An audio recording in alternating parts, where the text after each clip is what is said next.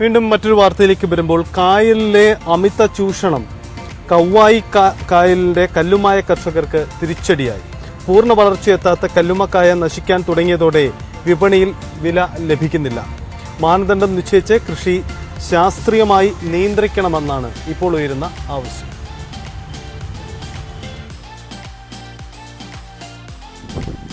ശാസ്ത്രീയമായി നടത്തുന്ന കല്ലുമ്മക്കായ കൃഷിയിലെ അശാസ്ത്രീയ പ്രവണതയാണ് കർഷകർക്ക് തിരിച്ചടിയാകുന്നത്.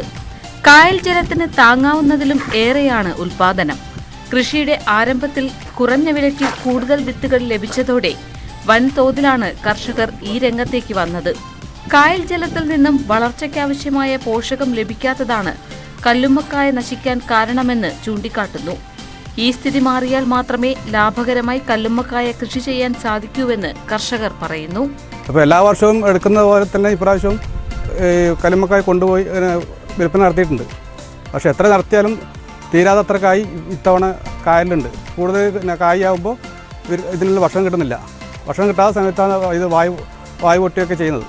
തൃക്കരിപ്പൂർ, പടന്ന, വലിയ പറമ്പ്, ചെറുവത്തൂർ പഞ്ചായത്തുകളിൽ നിന്നായി 2000-ലേറെ കർഷകരാണ് ഈ വർഷം കല്ലുമ്മക്കായ കൃഷി ചെയ്തത്. 5 വർഷം മുൻപ് 300 കർഷകർ മാത്രമാണ് ഇവിടെ കൃഷി ഇറക്കിയിരുന്നത്. സർക്കാരിൽ നിന്നും സബ്സിഡി ലഭിക്കുന്നതിനാൽ കുടുംബശ്രീ യൂണിറ്റുകളും വലിയ തോതിൽ കൃഷി ചെയ്യുന്നു. സീസൺ തുടക്കത്തിൽ കിലോയ്ക്ക് 200 രൂപ ലഭിച്ച സ്ഥാനത്തിപ്പോൾ 70 രൂപയാണ് കിട്ടുന്നത്. ന്യൂസ് 18 വലിയ പറമ്പ്.